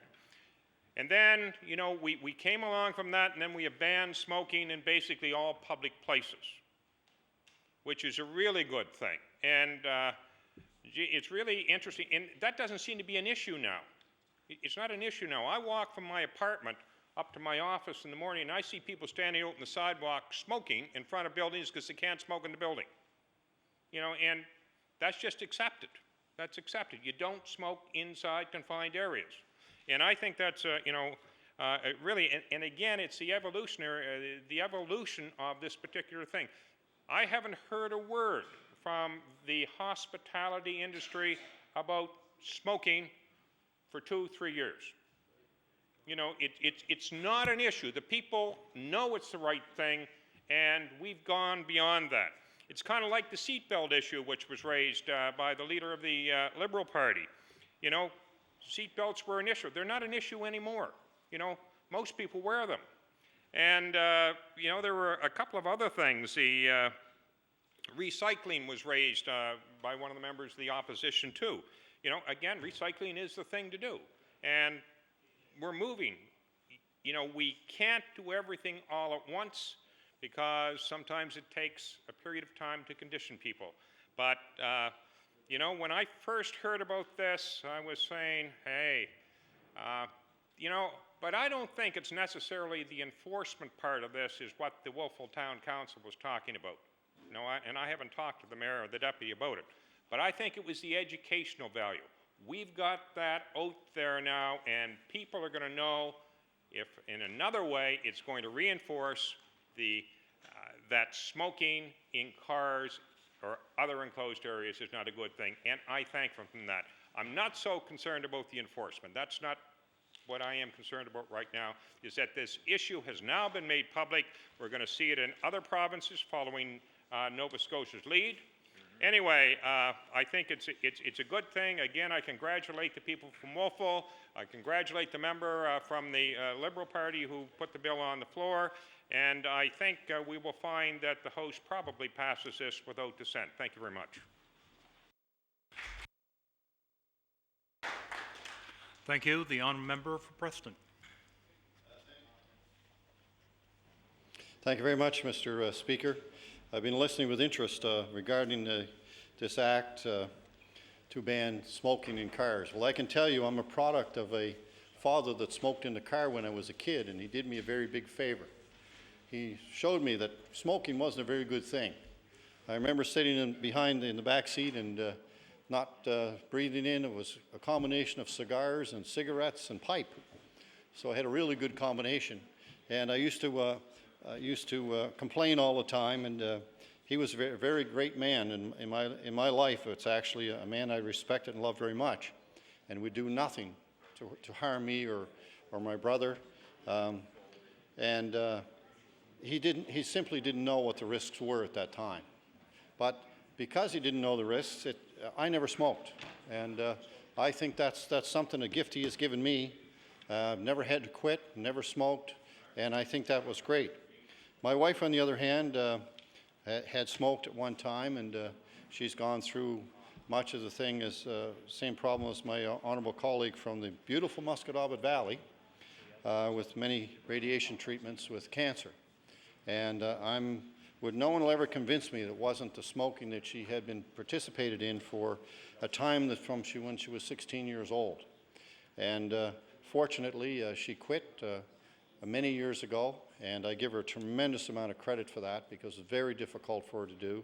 And she's been healthier ever since, except for the cancer, and maybe she would have got that anyway, but who knows? I think that was a contributing factor.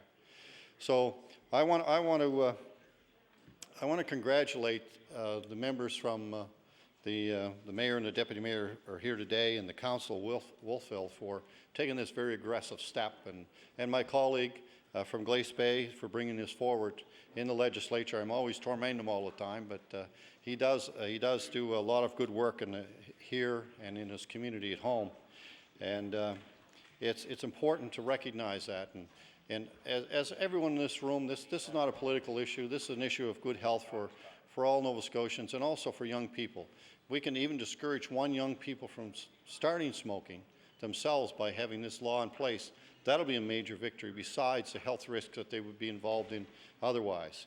And you know, when you do talk to smokers today, and there's fewer and fewer of them. When I was growing up, almost everybody smoked, and I was in a very small minority at that time, which you know, the people realize today how important it is and what the health risks are with smoking. And it's about time that happened, and that we understand what's going on with our health. And as we go through time and time again, we see so many other things in the air that we breathe that has to be stopped, and we will work towards that. And I got to put one last plug in here for burning tires, and I'm pleased to see that the Minister of Environment has decided not to burn tires. Although he still ships them to Quebec and has them burnt, so I guess we still get some of the fumes. So I'd encourage them to stop that. But it's in the same realm of activities that we do. So many years ago, we thought that asbestos was safe. We thought that so many other things were safe that we dealt with every day. And as we get better educated and we see people that are suffering because of smoking and other things that happen, it really makes you wonder what is going to be the next thing on the list that really makes people sick, and what is making people ill today that we don't know are causing those difficulties. And those are the things, as time goes on, hopefully we discover sooner than later, so we can get our health costs down, so we can have a healthier Nova Scotia, which is the best place in the world, I think, to live in the world. And it's you know, really progressive to do this type of thing. And it's not just my colleague here from Glace Bay, but it's this whole legislature will make this happen. And that's important. It's important to me as a Nova Scotian. It's important to me as a member of this legislature to think that there may be one child in this province that may not have to go for cancer treatments, one child that may not have lung problems, or the list goes on and on. And I think that's very important for all of us. With those few words, I want to take my seat, and hopefully this bill goes through quickly, and it would be nice if we beat Ontario to the punch for a change. Thank you. Thank you. The chair now recognizes the Honourable Minister of Health. Thank you very much, Mr. Speaker. And Mr. Speaker, very happy to stand and speak to this bill quickly. I know when the member or the Honourable Minister of Service Nova Scotia Municipal Relations was sort of talking about his daughter, it sort of put myself in her shoes of being a child, of course, of a family that smoked in the car. My parents, I love them dearly, were smokers for a long period of time. And I remember the traveling in that car with my siblings, with my brothers, and just the smoke billowing out. Exactly, that's what's wrong with me. And Mr. Speaker, I can say, I remember, you know, the headaches. I remember the feeling sick in the back seat of that car. You know, and it really had nothing to do with motion sickness, as most people would think. It would have everything to do with the amount of nicotine and the smoke that was in that car. And it wasn't until I didn't realize that until later on in life when I thought it'd be cool to pick up smoking myself. And you know what? I felt the same way that I did sitting in the back of that car on that first cigarette I tried. And I can say that I didn't smoke since. I am a non-smoker. And you know what? My kids are non-smokers. And as we go along, my wife's a non-smoker. She was a family from the same kind of family where her parents smoked as well. She suffers from asthma. You know, so you can sort of link things back and go, you know, had we had this kind of bill, had this kind of awareness through the non-smoking policies that we have in this government, you know, we would have, you know, maybe it turned out a little bit different. Maybe we wouldn't have had to suffer, you know, that kind of sickness as we were traveling in the car as we did. Mr. Speaker, you know, this is a very important piece when it comes to education, to understand the impacts on children who really have no say in the matter whatsoever. They're sitting in the back of that car, and they're going along with their parents, and of course, parents know best. and hopefully through this it'll make them understand that those individuals that do choose to smoke, and they have that right, but they should do it on their own time where they're not impacting other people or impacting, of course, their children. So with those quick notes, I want to thank the member for Glace Bay for his insight in this one to bring this one forward, and of course thank the town of Wolfville for also putting this issue on the media map. So with that, I'll sit down and thank you. Thank you. The member for Glace Bay. Thank you, Mr. Speaker. I want to thank all of the members for their comments today and for their support in this bill. And I know that the Minister of Service Nova Scotia, made reference to the fact that if the member for Colchester, the Minister, of Agriculture, may have made reference to this before. It may have been one of the few times that I didn't pay attention to what the Minister was saying, but I'm sure he has in the past, and I'd welcome him into the fold on this one, Mr. Minister. So, Mr. Speaker, with those comments, thanking everyone again, but in particular, congratulations to the Wolfville Town Council, the Mayor and Town Council of Wolfville for starting this whole ball rolling. And with that, I would move second reading of Bill number 6, Mr. Speaker. The motion is that Bill number 6 be, the second reading for Bill number 6 is before the host. Is the host ready for the question? All those in favor signify by saying aye. Aye. Against? Motion is carried. Bill 6, entitled An Act to Amend Chapter 12 of the Acts of 2002, the Smoke-Free Places Act. Ordered that this bill be referred to the Committee on Law Amendments. The Honourable Deputy Government House Leader.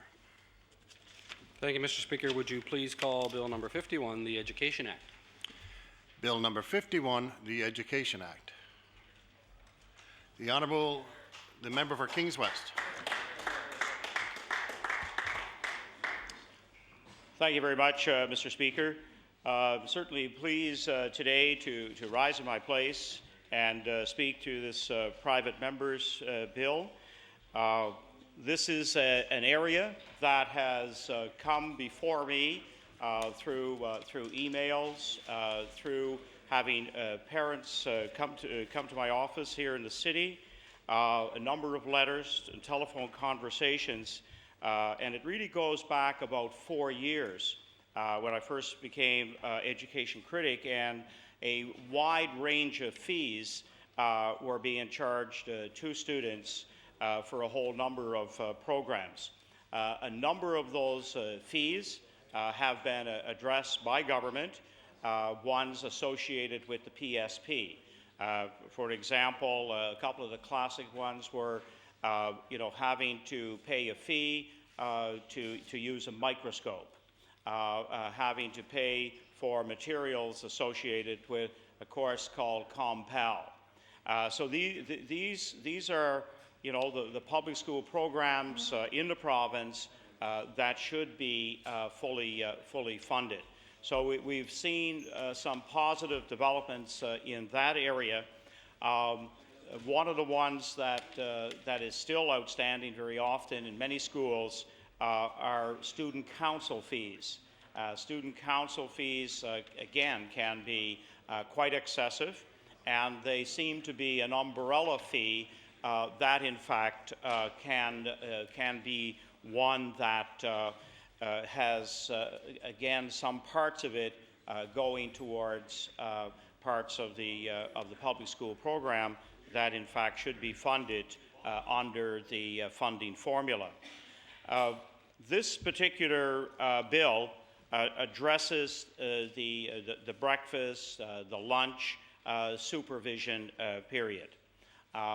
This again is somewhat of I guess a more recent development because contractually teachers no longer have to provide supervision during the lunch hour period, and this is why this has developed into a considerable problem for people.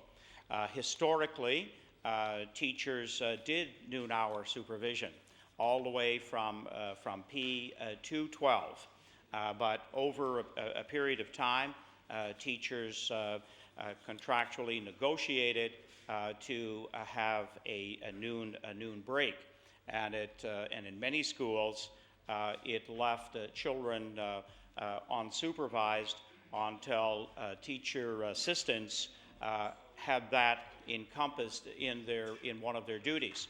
So in probably 6 of our school boards and a 7th, the French school board, this is not a major issue. This is a Halifax Regional School Board issue where we have many children who come to school from quite some distance, making it extremely difficult for children to get home for lunch and back to school in plenty of time.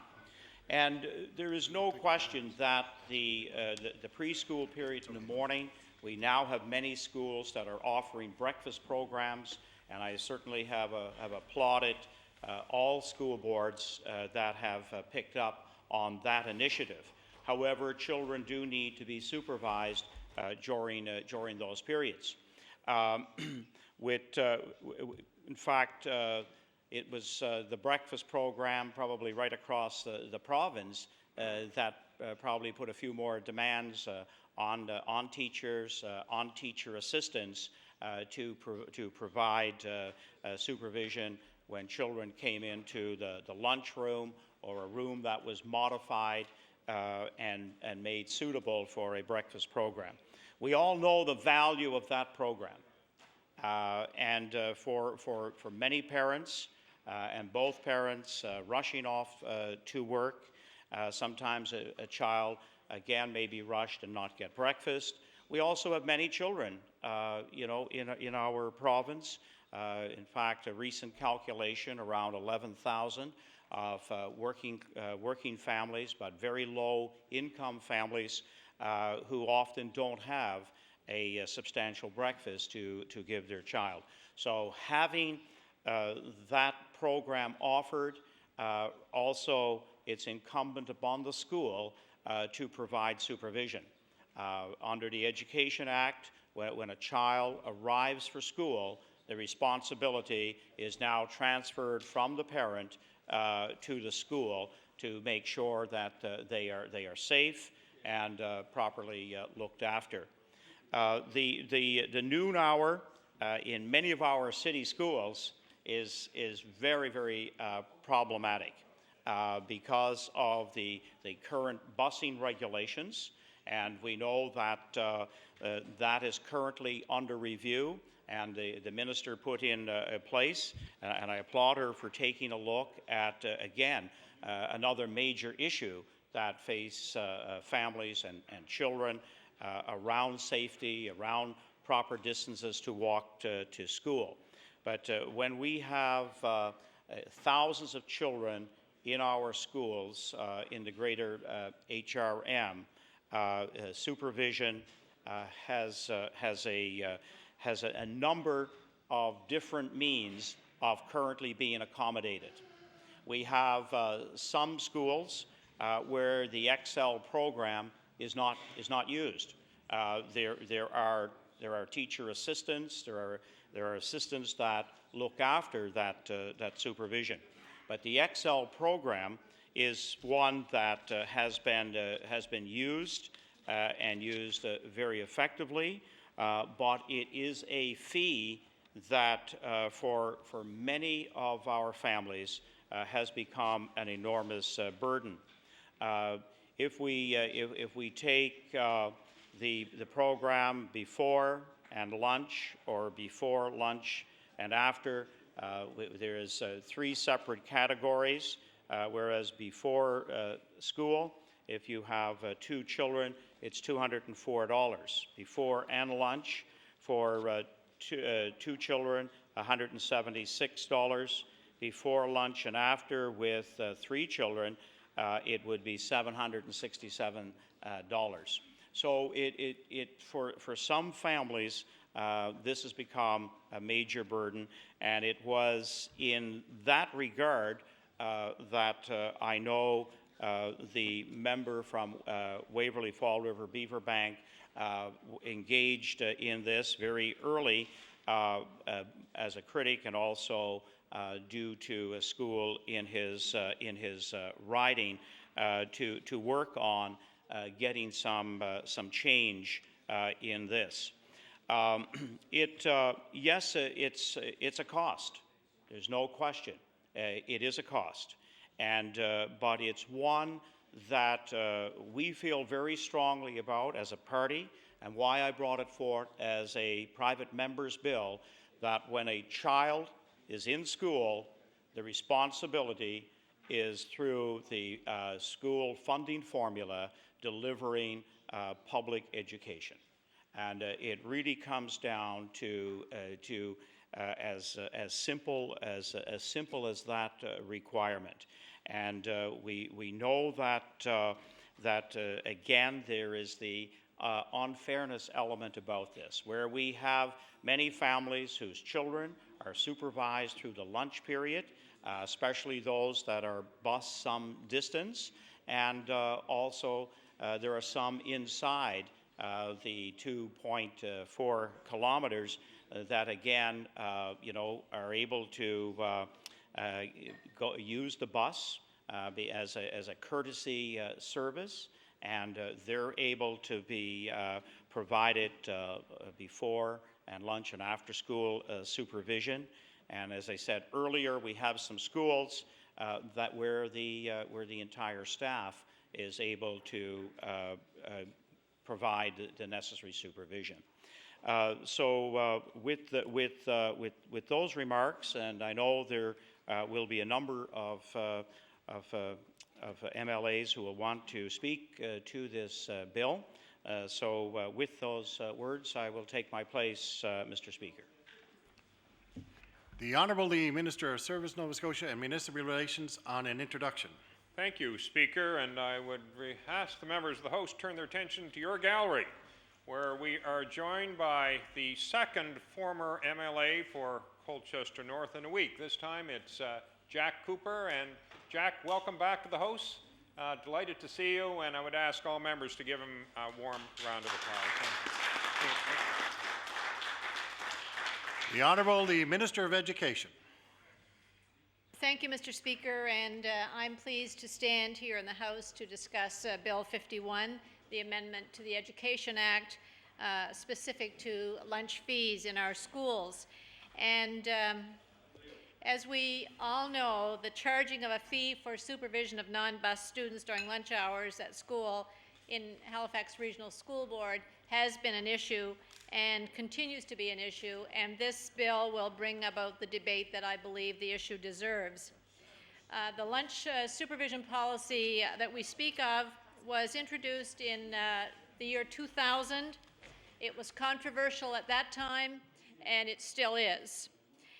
Parents are concerned about it, members of the legislature are concerned about it, and so am I.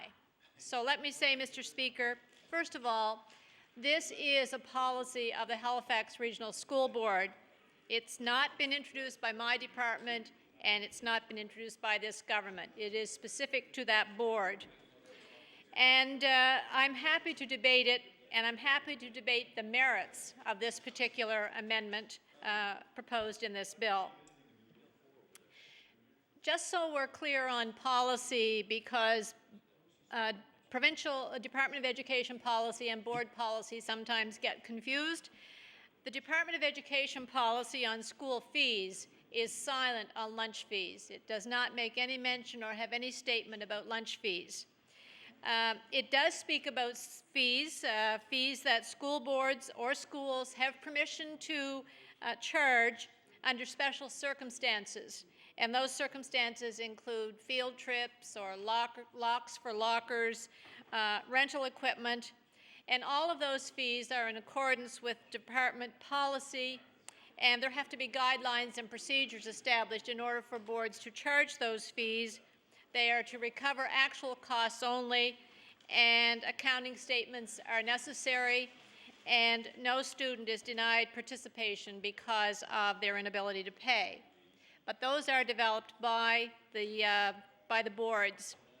And they're monitored. Boards have permission to develop those policies, but they're monitored by the regional education officer who is responsible for that particular board and those particular schools. The member opposite made reference to teachers doing supervision during lunch period, and he and I both were in the public education system at the time when we did do lunch supervision, and also at the time when the agreement with the Nova Scotia Teachers Union took that out, Article 1303 in particular, and it says that teachers shall not be required to perform supervision of pupils during any period of time that pupils are on lunch or on noon-hour break. So when that agreement was reached between the boards and the province, it brought about a change in the way supervision of those students was provided. And at that time, it was a bit controversial then, because many of us who were teachers in the schools at that time believed that teachers were perhaps best able to provide appropriate supervision. However, that was not the terms of the agreement, and so thus other arrangements had to be made. There is a responsibility, as we said, for boards to provide lunch supervision for students who are transported by bus. And that supervision is provided at a cost to the board through global funding, which is received from the Department of Education. And it is specific to students who are transported by bus. It's of particular interest to me and to others, I'm sure, that sometimes the distance that students have to walk to school and the time that they have to do that and to go home for lunch is an issue. And I know the member opposite has made a point of that. In fact, I watched him on ATV, I think it was, walking home with a student. And it's interesting to see how that all came about as well, because when I was teaching and I taught in a town school, everyone went home for lunch. And some of them had a long walk. And the lunch hour had to be designed so that it was long enough for students to walk home, have their lunch, and come back. And so in a town school where I was teaching, the lunch hour was an hour and a half. And it was designed that way because students had to have time to do that. What's happened since that, and again, I would say perhaps specific to Halifax schools or Halifax board schools, is that the time for lunch break was shortened significantly. And that created a lot of problems because that didn't and does not give all students adequate time to walk home. So it's the whole issue of lunch fees and students staying for lunch is compounded by a number of things. And that's why I believe that there are a lot of merits to this amendment, because I think there are a lot of things there that need to be sorted out and need to be resolved. It's interesting that this issue has only surfaced in Halifax Regional Board schools. And it's also interesting that we know that across the province there are probably children staying for lunch at noon hour who could walk home, but they're not charged a fee. And one of the reasons schools are able to do that is because of the critical mass. And you have a number of students who stay. There is a ratio for providing the supervision. And so when you have 3 or 4 or 5 maybe noon-hour supervisors at your school during lunchtime, 2 or 3 extra kids staying doesn't create a problem. However, when you get the situation that you have in HRM or in Halifax schools, that has not happened. So the XL program, of which the member opposite has spoken, is something that is unique to Halifax schools, and it is a lot of people, a lot of students participate in that program. If my numbers are correct here, 64 elementary schools have that program in place, and it's before school, after school, and at lunchtime. And again, the numbers that I have are all combined, that's about 8,000 students who are benefiting in some way from the Excel program at some time during the day. That's a lot of students. And I believe that it's not equity across the province with that particular program, and it needs to be changed. When the questions came to the board, and I commend my colleague across the way for making that well known to the board. And as a result of that, Howard Windsor, the board for Halifax, called on the superintendent to do a complete review of the Excel program and have a report back to him in January. If you calculate the costs for that particular program, if supervision was paid for by the board, for 8,000 students, it's calculated to be approximately a $3 million price tag. And as I said earlier, the funding for paying for supervision is a part of the global funding to the boards, but that's an issue the board is going to have to deal with. I also want to mention, I did mention about walking distances at schools, but we do have the review that's in place now where, and the report is due this month to me, on walking distances across the province. And I do hope that that addresses some of the concerns that were raised by the member opposite about the amount of time that we have in allowing students or requiring students to walk home. And in many cases, it's not adequate. So hopefully, the results of that school walking distance review will help with this particular problem. And so I guess what I would like to conclude by saying is that it is an issue, it's complicated, but I believe the amendments to the Act that have been proposed will be a good first step in resolving that, and I commend the member opposite for the merits of that particular bill. Thank you very much. The Honourable, the member for Waverley, Fall River, Beaverbank. Thank you, Mr. Speaker.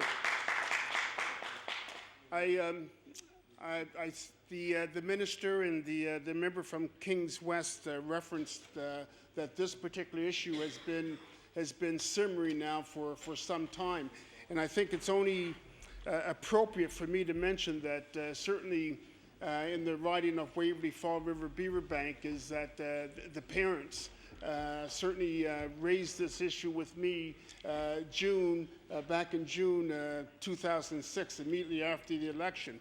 And I think I have to give them credit for their stick-to-itness and their determination to try to do what's right for their children. There's two aspects of the Excel program that I want to talk about, and I want to also discuss very, very briefly French immersion students and the predicament that they're in when it comes to the Excel program. But, Mr. Speaker, many schools eating in the lunchroom, and as we already heard, it's no longer free. And I think that maybe in days gone by, when it came to the Education Act, there might have been a somewhat different interpretation, because I think maybe under the Act there were certain individuals that considered that maybe lunchtime and recess was not a part of the everyday curriculum. And I firmly believe that both lunchtime and recess is an integral part of our kids going to school. Times have changed. There used to be a time, and maybe when the minister and the member from Kings West and even myself, when we were going to school in those smaller towns, were walking to schools wasn't as much of a problem today. And what we have now is the danger factor, the danger situation with kids going to and from school, not only with traffic, but also we also know that there are other elements that are out there that we should be concerned about. On top of that is that lunchtime and recess is, and I already mentioned, it's an integral part of the learning environment. It's where our children interact with one another. It's where they adapt and use and learn how to use some of those social skills that are going to see them through their early education and also take them a great ways in life in general. When I think of extra fees, because that's what we're talking about here, is extra fees, and I consider the unfairness of it, and in particular for in Metro, is that some schools pay it, some schools don't, and I could never ever figure that out, why it was appropriate for some schools to pay a lunchtime fee of $200 per child to a maximum of $400, while other schools they were exempt. I think the whole idea of extra fees, I think it goes against the spirit and mandate of universal taxpayer-funded public education. The province needs to uphold the very